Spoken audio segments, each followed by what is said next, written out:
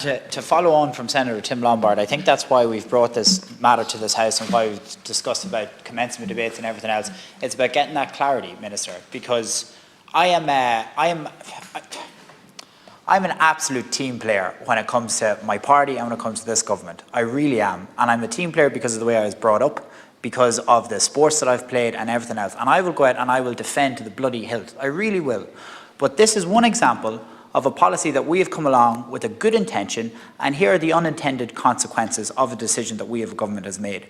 And I don't think it's good enough to come along and say, and not put spin on it, but to recognise that, oh, well, we've put more people on buses and that there was an increase in this and that. We need to come out and be very honest, like Senator Lombard had said, and say to people, we have now left 7,000 to 8,000 children in this country off buses that have had a seat for the last number of years, that have had seats. I have 60 children on a list that I'm working with day and night. And Bus Éireann have turned around to me and said, nothing to do with us. The department gave out a call for free transport, and as a result, we're swamped. You may go to the department and try and get them to figure it out. That's what Bus Éireann at local levels and our Oireachtas Bus Éireann contacts are saying to us. So once that was said to us, we've now had to bring it to this House through commencement debates, through this private member's bill, by raising it with ministers, the whole lot. And we're at an absolute loss here. So what I think we need to do is be honest and come out. And instead of touting what a nice policy it was to give all these children free transport, come out and say, we accept what's happened, we're looking at fixing it, we've realised that we've created this situation, but we're going to fix it by getting extra funding, and we want to fix it in the next couple of weeks. It's not good enough to these parents and these children to talk about reviews that maybe in a couple of years, to talk about the concessionary tickets, and we know that, and I said this in the commencement debate, the issue about concessionary tickets is, you cannot abide by the same rules in other previous years about concessionary tickets when you've opened the floodgates to every child in the country to have free transport. You just can't do it.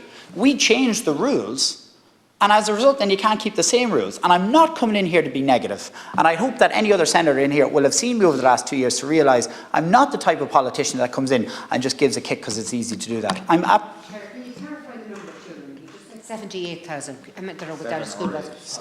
7 or 8,000. 7 or 8,000. Yeah, okay, 78,000. that's fine. We heard 78. Okay, so the whole we look issue forward to hearing from you in a moment. Thank you very much. Thank you. I have time and I'd like to finish it if that's all right. Anyway, it's actually not 78,000 because there's only 38,000 kids in the country getting this school transport, not triple. Anyway, the point is, Caherlock, I'm coming in today because I'm not frustrated, I'm just upset. Because we all have personal stories, and no doubt you have the same issue in your own constituency of Kerry, but we all have personal stories of parents that are going through some very serious issues, whether that's health issues, whether it's financial issues, whether it's whatever. And the last thing these parents need is worrying about a school bus ticket. The last thing these parents need to do is sit there and say, geez, how am I going to get to Dublin at work and get up at 6 in the morning and get my child in and out to school? It's the stories that I'm coming across in my own part of the world it's tough to listen to, and I've never felt it more of a loss as a politician to be able to try and do something, because in every other year when this has happened, we've been able to sort it out with the local bus station or sort it out with Bus Éireann. It takes a bit of time, but it gets done. They have now washed their hands of this entire issue, and Minister, Bus Éireann are putting that back on you and the department. That's what they're saying to us as Oireachtas members. They're saying, speak to the department, speak to the Minister. They're the ones that can fix it. We can't. So, how do we fix it? What is the plan? And it's about getting a clear timeline and a clear definition, as Senator Lombard asked for, to say, look, we want to fix this in the next 4 or 5 weeks. And if we can do that, great. But bring the clarity. And if we can't get that clarity, well, I want to go out and I want to look those parents in the face and I want to be honest with them and say that we're not going to be able to fix this year.